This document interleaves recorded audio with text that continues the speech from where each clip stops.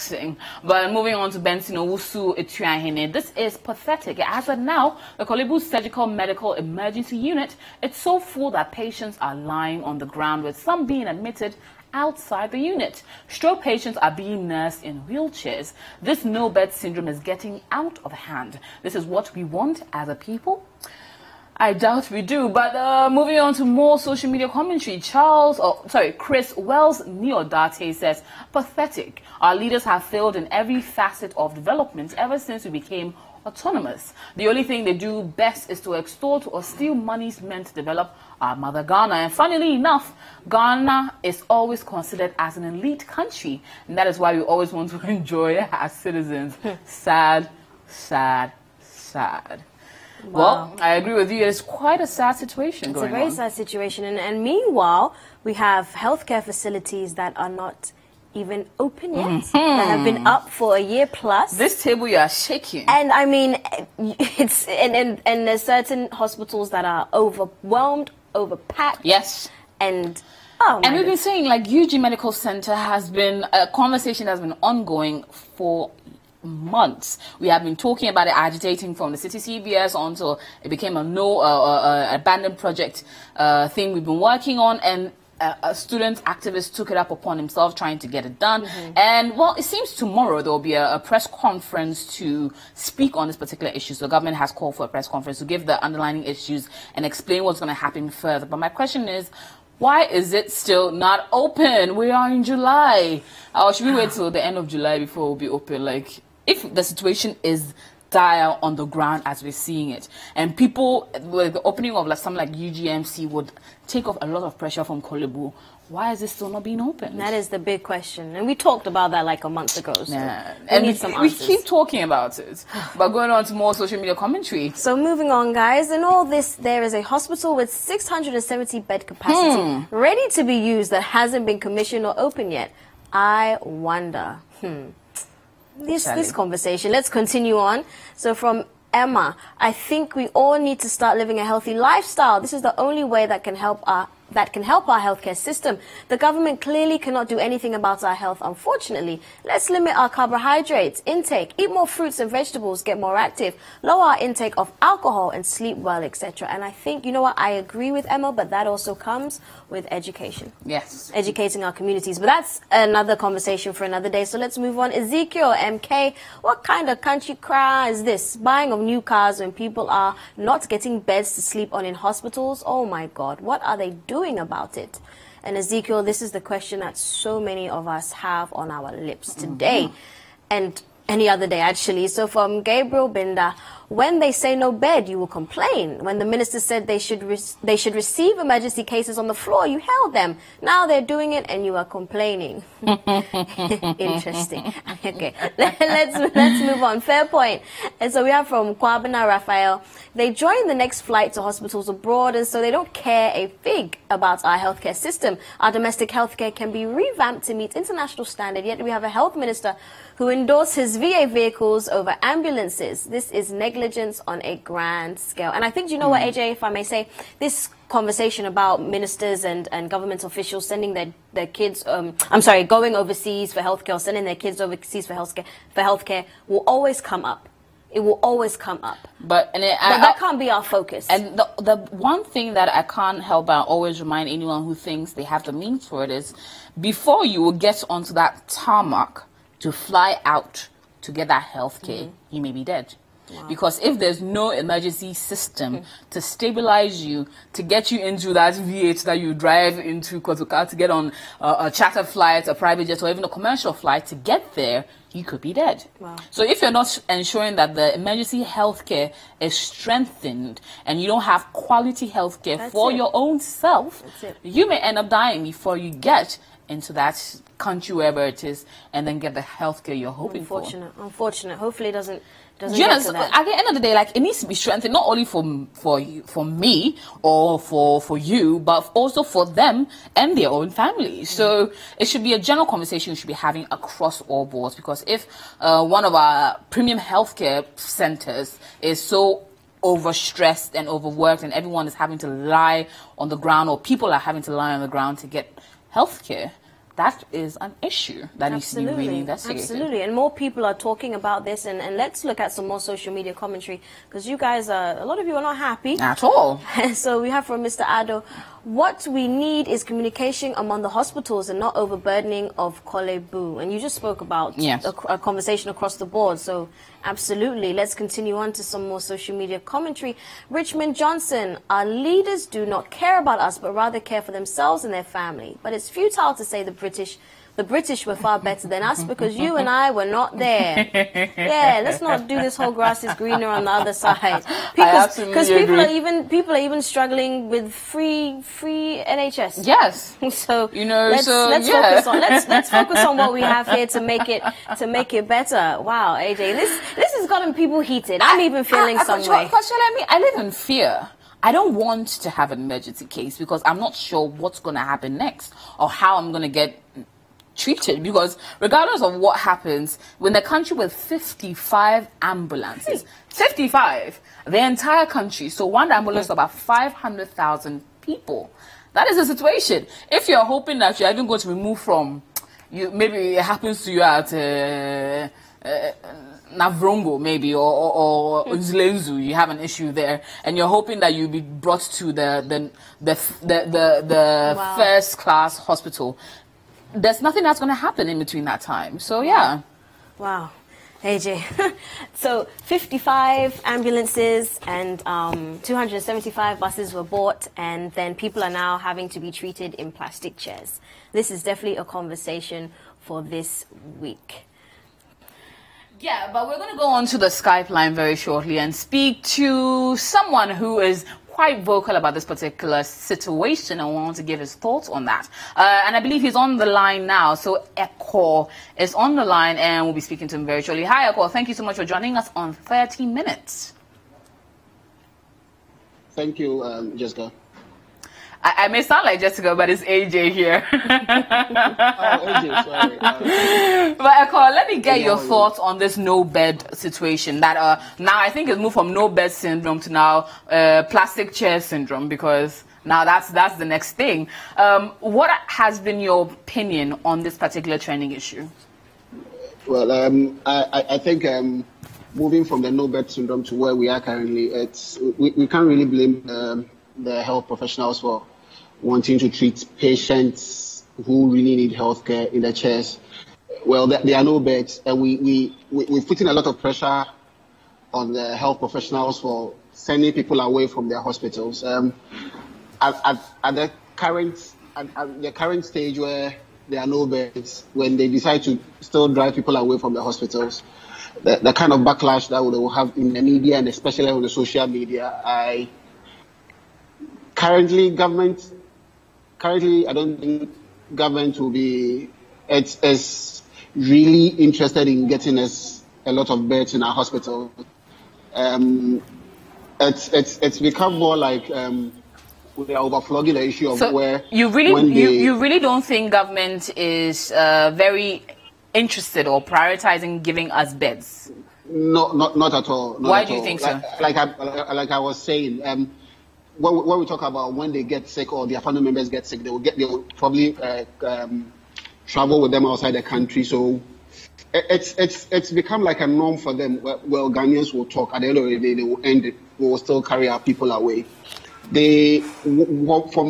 me, I don't think government is really interested in the general healthcare of Ghanaians. That's what I think. Yeah.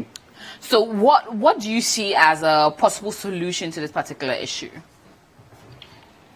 Well, the solution, like in the interim, what most health professionals shared on social media yesterday, with the situation at Korle Bu yesterday, where patients were being treated in chairs and all, that might be the solution in the interim. But we should also look at the kind of infections even people will end up getting away from the hospitals again when they are being treated on the floors and all. For now, I don't know, maybe we need to have some individuals and donor agencies deciding that they will get us the beds in the major hospitals to be able to attend to these health cases and all. But like I said, for me as a person, I've given up on government ever wanting to do anything strategic when it comes to healthcare. for us. Okay, but Eko, if I may cut in quickly, when the whole situation of no bed syndrome came up, we were all agitating that, especially when the 70-year-old the gentleman Anthony died because he was going around over 7 different institutions looking for healthcare. We all agitated that nobody should be turned away. However, after Dr. Anthony Nsiasare put in the should I say the ultimatum that no hospital or no healthcare institution should turn away any patient, they've now had to make a do with plastic chairs. Isn't that basically what we're looking for? Weren't we hoping that they will not turn anyone away? So is this plastic chair situation not at least a good measure by the healthcare providers to bridge this gap? How many people will be able to be treated in the plastic chairs? If the person has a fracture at the back, how will the person be able to be put in a plastic chair to be attended to? Like I'm saying, using the plastic chairs is just for the interim measure. The long-term measure is what we are looking at. Is government really interested in getting us enough beds? We have a lot of... It's frustrating, AJ, to talk about hospitals that have been completed that are not operational. Yeah. Yes, we will talk about it, but are they ready? We look like we have about 10 or 15, between 10 to 12 days for the... Yes. So, for me, I don't think it's... The chairs are... It might be in the interim. It won't help. It won't get anywhere. Like I was saying, people will end up going home with other infections because how clean are the floors? How clean are the beds they are even going to sit in? The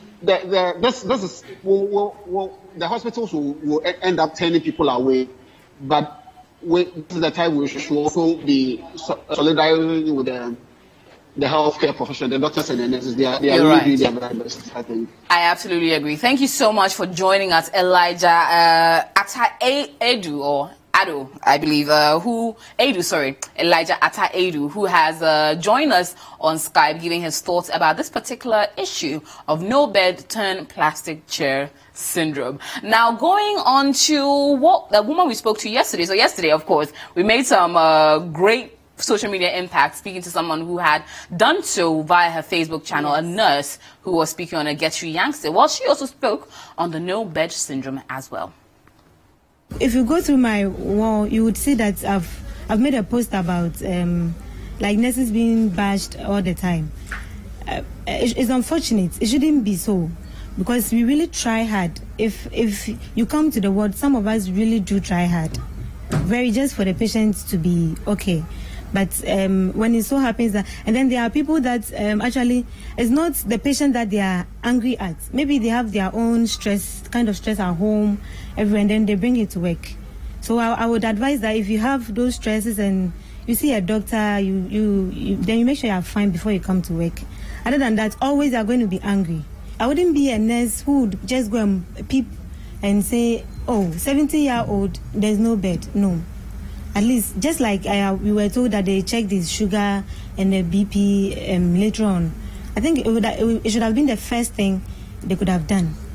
At least to get the basic vitals, and then we'll take it from there. Alrighty, so that was Gertrude Youngson speaking on the no bed issue. But someone may be attributing the blame to their doorstep. So, at a former, I'm not sure if he's former, still current PRO of the health service, Robert Kujo, decided to say, you know what, he's been talking, but I just don't hear him. Since you heard of these things, what one action have you taken? What one statement have you issued? Well, we've been issuing statements, even this... on the specific issue of... This very one. Of no bed syndrome. Since you are saying that you've heard this before. Well, we keep talking. You keep talking? That is not how we can do. We keep talking, and whoever is found culpable is punished. You are the appointing authority. You determine salaries of people. You have the power of the state vested in you as the Ministry of Health. Yes. You are telling me that you've noticed a bad attitude as a trend, killing our patients. This is not the first time you are hearing of no bed, and you are shocked that this person could go through this, and you are telling me that you keep talking. So your response as a ministry is talking. If somebody has a bad attitude encompasses a host of things. It's a behavioral matter. So, all that you can continue doing, we go for meetings, we hold staff their best. It means you are a poor supervisor. That is not the case at all. Supervision means what? The ministry has various levels of healthcare from CHIP compound.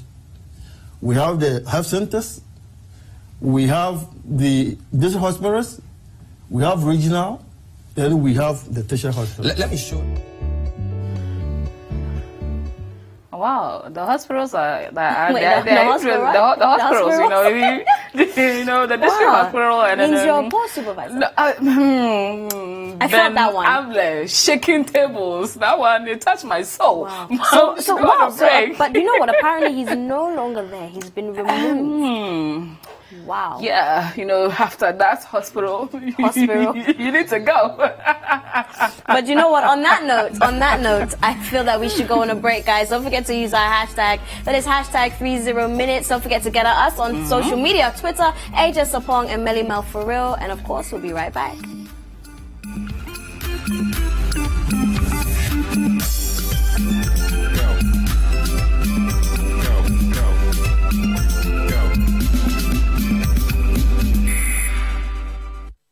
You're in tune to the Breakfast Daily on CTTV, Stonebwoy SSO. Keep it locked, don't log off. We spice up your mornings with culturally enriched conversations, social interviews, and policy-oriented discussions that will keep you updated on the progress of the nation. And that is the reason I was making the point to him that I refrained from responding to this Joyce Bauer statement. Because if some citizens have accused President Mahama of diverting a certain amount of money, deal with that, deny same, and move on with your life. Join the Breakfast Daily team Monday through Fridays from 7:30 a.m. to 10. Let your voice be heard with the hashtag Breakfast Daily. Join us for breakfast daily, only on City TV. Every Thursday night on City TV, you're welcome to join women from different backgrounds and opinions as they weigh in on your relationship issues.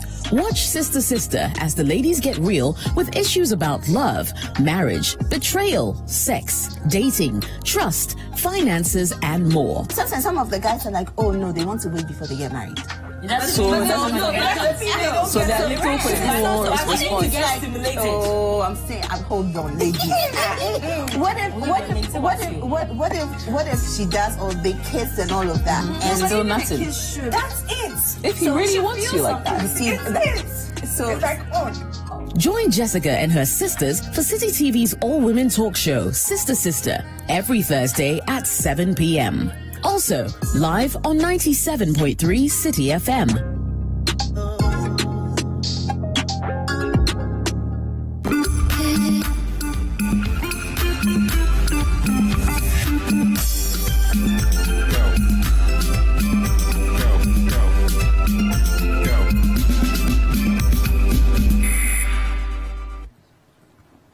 Welcome back, and of course you are tuned into 30 Minutes with myself and AJ. And so on a lighter note, or should I say from bad to good, the 12 boys, the Thai boys, are rescued. They've been found and hopefully about to witness the World Cup final. Can I get a woo? Yes, this is super exciting stuff. AJ, this is amazing. This is international, what do you call it? Heroism? But you know all I've been thinking, and I've been very depressed about this. Oh. What if I was the one trapped in that cave in Ghana? Can you imagine? In somewhere in Obuasi. You said in something. Ghana. In Ghana. I have a feeling I'd have probably died. How did they survive? I think it's God's grace, to be honest. Has to be. But no, and I look at it from this part of the world. I mean, if it was set in Ghana, would honestly, if 12 kids were stuck, and God forbid it isn't happening, even though God forbid it's not a public health policy, but anyways, if God forbid it happened, God forbid it happened, would the kind of attention and amount of swiftness and the way it was even coordinated, could it have happened in Ghana? With one I even don't not know. having ambulances, how would we even transfer them to the That hospital? one I don't But even it's know. exciting news. Yes, yes. But we should take a recap of exactly what happened. So Absolutely. looking at it in a very interesting way, in a short way, taking a look at the Thai boys being rescued. Around the world, painted from Europe, the most moving, simple sketch of the boys with the message.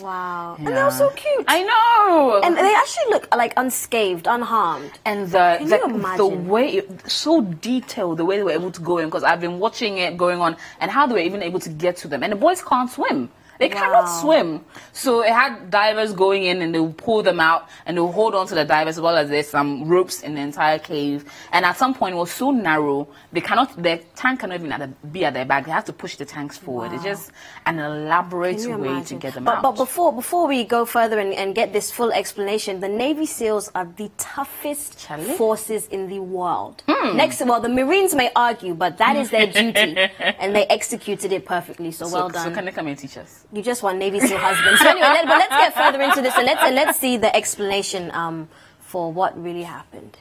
Operation involving each boy making the trek out of the cave accompanied by 2 divers, with the lead rescuer tethered to a boy and carrying his air tank, then making a 2.5-mile long journey through a maze of twisting underwater passages. Once out of the cave, the boys are picked up by an ambulance and rushed to this helicopter landing pad. Choppers then flying a short distance to a hospital where an entire floor is on standby waiting for the boys to arrive. The challenge is there. This is where the boys went in. They're more than a mile into the mountainside, more than a half-mile down, and there is, as far as we can tell, no really complete diagram of the inside of this cave, no really good map. But if we took a hypothetical cross-section, we can explain why the boys are trapped there and why it's so hard to get them out. Let's say they came in down here. As they walked through the cave, they would have gone up and down and up and down. And then when the monsoon rains rushed in, the water started filling in those gaps. And in some cases, as you can see right there, would have made it completely impassable.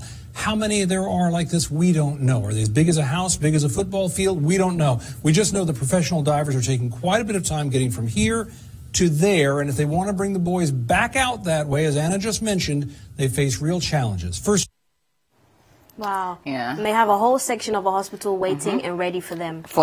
Just to come in. And it's so good to know that all 12, as well as their coach, have been rescued. I mean, fantastic. Hallelujah. Ending on a good note. Absolutely, Our absolutely. healthcare should, our emergency system, our response system should be like this. Hopefully we can get some Navy SEALs to come and train. But that's all about the time we have, guys. And once again, you've been tuned into 30 Minutes. Use our hashtag 30Minutes and all our social media platforms: CCTV, Instagram, Facebook, and Twitter. It's myself, Melissa Rawad, and AJ Sapwan. Keep watching City TV.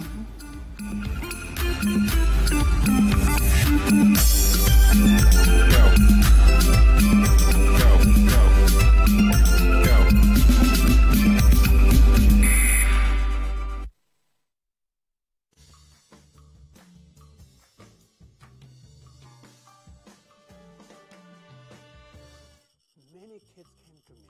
When I saw you doing a Zen Mandala, that helped me so much to finish my education. We're sending a clear message that if you engage in this black market, we will find you, we will prosecute you, and we will seize the artifacts and return them. So the boxes that they'll be assembling today, although distributed for Ramadan, are to all families in need of all different faiths.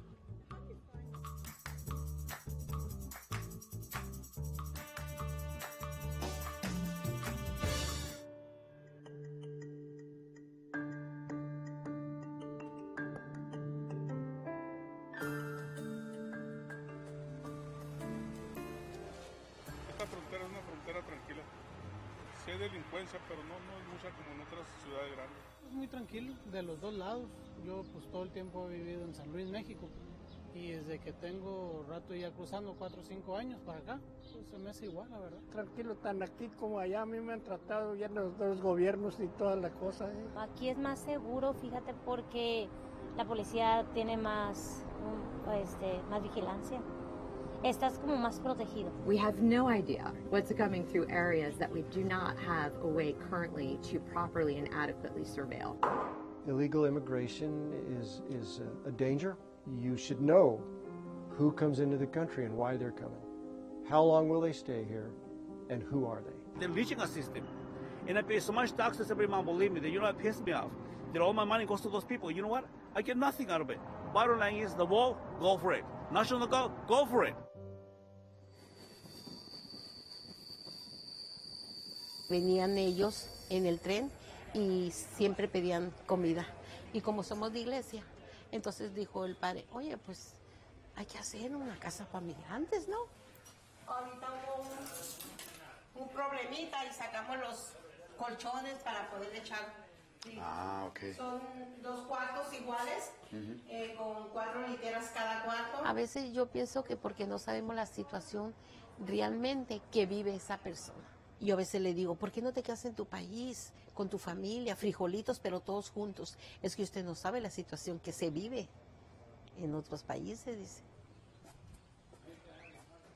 Si uno tiene un negocio y si uno no les da dinero, como una extorsión, lo matan. Primero lo amenazan y luego después, si uno no cumple, lo matan. Eso es seguro. Pues a mi papá lo mataron cuando yo tenía 5 años. Y desde ahí, pues, los que lo mataron a él, ahora desconfían, creen que yo voy a vengarme y, pues, me andan buscando. Are you watching that mess that's going on right now with the caravan coming up? Are you watching this? And our laws are so weak. They're so pathetic, given to us by Democrats. We're looking here at construction site. We are installing now a 30-foot border wall system that is going to consist of about 2.1 miles here from behind me all the way to the New River. The main thing is you can see through it. That's the main thing. This is one of the areas where we receive the most assaults in the nation against agents.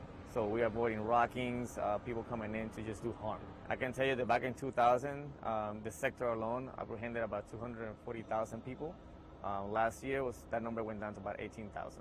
It's been known that infrastructure, technology, and more agents have helped that number to deter illegal immigration, illegal activity in general, and we're now doing a better job.